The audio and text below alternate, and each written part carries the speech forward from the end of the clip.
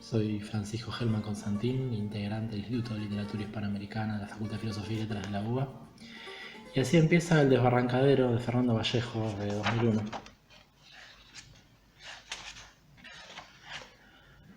Cuando le abrieron la puerta, entró sin saludar. Subió la escalera, cruzó la segunda planta, llegó al cuarto del fondo, se desplomó en la cama y cayó en coma. Así, libre de sí mismo, al borde del desbarrancadero de la muerte, por el que no mucho después se habría de despeñar, pasó los que creo que fueron sus únicos días en paz desde su lejana infancia. Era la semana de Navidad, la más feliz de los niños de Antioquia. ¿Y qué hace que éramos niños? Se nos había ido pasando los días, los años, la vida, tan atropelladamente como ese río de Medellín que convirtieron en alcantarilla para que arrastrara, entre remolinos de rabia, en sus aguas sucias, en vez de las zabaletas resplandecientes de antaño, mierda, mierda y más mierda hacia el mar. Para el año nuevo ya estaba de vuelta a la realidad, a lo ineluctable, a su enfermedad, al polvoso manicomio de su casa, de mi casa, que se desmoronaba en ruinas. Pero de mi casa, digo, pendejo. ¿Cuánto hacía que ya no era mi casa? Desde que papi se murió. Y por eso el polvo, porque desde que él faltó, ya nadie la barría. La loca había perdido con su muerte más que un marido a su sirvienta, la única que le duró. Medio siglo le duró, lo que se dice rápido. Ellos eran el espejo del amor, el sol de la felicidad, el matrimonio perfecto. 9 hijos fabricaron en los primeros 20 años mientras le funcionó la máquina, para la mayor gloria de Dios y de la patria. ¿Cuál patria? ¿Cuál Dios? Pendejos. Dios no existe, y si existe es un cerdo, y Colombia un matadero. Y yo que juré no volver. Nunca digas de esta agua no beberé, porque al ritmo que vamos y con los muchos que somos, el día menos pensado estaremos bebiendo todos el agua mierda de ese río. Que todo sea para la mayor gloria del que dije y la que dije. Amén. Volví cuando me avisaron que Darío, mi hermano, el primero de la infinidad que tuve, se estaba muriendo. No se sabía de qué. De esa enfermedad, hombre, de maricas que es la moda. Del modelito que hoy se estila y que los pone a andar por las calles como cadáveres. Como fantasmas translúcidos impulsados por la luz que mueve a las mariposas. ¿Y que se llama cómo? Ah, yo no sé. Con esta debilidad que siempre he tenido yo por las mujeres, de maricas nada sé. Como no sea que los hay de sobra en este mundo, incluyendo presidentes y papas. Sin ir más lejos de este país de sicarios, no acabamos pues de tener aquí de primer mandatario a una primera dama. Y hablaban las malas lenguas, que de esto saben más que las lenguas de fuego del Espíritu Santo, de la debilidad apostólica que le acometió al Papa Pablo por los chulos o marquete de Roma. La misma que me acometió a mí cuando estuve allá y lo conocí, o mejor dicho, lo vi de lejos, un domingo en la mañana y en la plaza de San Pedro, bendiciendo desde su ventana. ¿Cómo olvidarlo? Él arriba bendiciendo y abajo nosotros, el rebaño, aborregados en la cerrazón de la plaza. En mi opinión, en mi modesta opinión, bendecía demasiado y demasiado inespecíficamente, y con demasiada soltura, como si tuviera la mano quebrada, suelta, haciendo en el aire cruces que teníamos que adivinar. Como notario que tanto firmar daña la firma, de tanto bendecir, su santidad había dañado su bendición.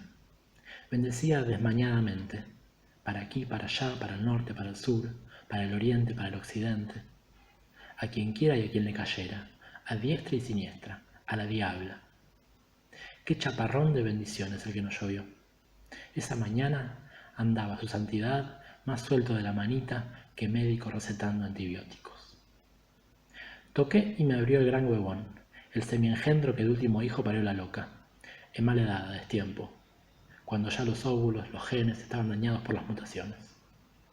Abrió y ni me saludó. Se dio la vuelta y volvió a sus computadoras, al internet. Se había adueñado de la casa, esa casa que papi nos había dejado cuando nos dejó, y de paso este mundo. Primero se apoderó de la sala, después del jardín, del comedor, del patio, del cuarto del piano, la biblioteca, la cocina y toda la segunda planta, incluyendo en los cuartos los techos y en el techo la antena del televisor. Con decirles que ya era suya hasta la enredadera que cubría por fuera el ventanal de la fachada y los humildes ratones que en las noches venían a mi casa a mal comer, vicio del que nos acabamos de curar nosotros definitivamente cuando papi se murió. ¿Y este semi-engendro por qué no me saluda? ¿O es que dormí con él? No me hablaba desde hacía añales, desde que floreció el castaño. Se le había venido incubando en la barriga un odio fermentado contra mí, contra este amor, su propio hermano, el de la voz, el que aquí hice yo, el dueño de este changarro. En fin, ¿qué le vamos a hacer? Mientras Darío no se muriera, estábamos condenados a seguirnos viendo bajo el mismo techo, en el mismo infierno. El infiernito que la loca construyó, paso a paso, día a día, amorosamente, en 50 años. Como las empresas sólidas que no se improvisan, un infiernito de la tradición. Pasé, descargué la maleta en el piso y entonces vi a la muerte en la escalera, instalada allí la puta perra con su sonrisita inefable, en el primer escalón. Había vuelto. Si por lo menos fuera por mí. ¿Qué va? A este su servidor, suyo de usted, no de ella, le tiene respeto. Me ve y se aparta, como cuando se tropezaban los haitianos en la calle con Duvalier. No voy a subir, señora, no vine a verla. Como la loca, trato de no subir ni bajar escaleras y andar siempre en plano. Mientras vuelvo, cuídese, y me cuida de paso la maleta, que en este país de ladrones, en un descuido le roban a uno los calzoncillos y a la muerte la voz. Y dejé a la desdentada cuidando y seguí hacia el patio.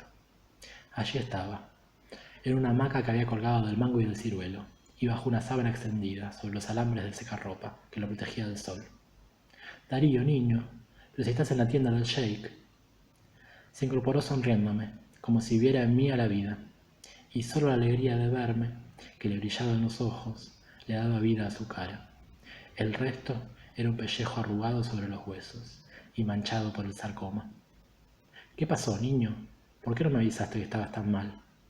Yo llamándote día tras día a Bogotá desde México y nadie me contestaba. Pensé que se te había vuelto a descomponer el teléfono. No, el descompuesto era él, que se estaba muriendo desde hacía meses de diarrea. Una diarrea imparable que ni Dios Padre, con toda su omnipotencia y probada bondad para con los humanos, podía detener. Lo del teléfono eran dos simples cables sueltos, que su desidia ajena a las llamadas de este mundo mantenía así en el suelo mientras flotaba rumbo al cielo. Contenida por el techo, una embotada nube de marihuana que se alimentaba a sí misma. El teléfono tenía arreglo, él no. Con SIDA o sin SIDA era un caso perdido. Y miren quién lo dice. Lo intenso de este fragmento, como de buena parte de la escritura de Vallejo, es ese flujo arrasador de palabras que nos va llevando a quienes leemos del principio al final de cada novela.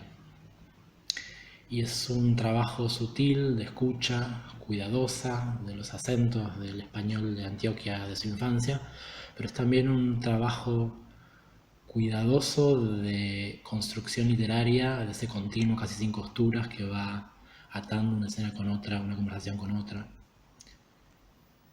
En la literatura latinoamericana, esa negociación entre la voz y la escritura es siempre una cuestión de poder, porque la escritura es una herramienta de conquista.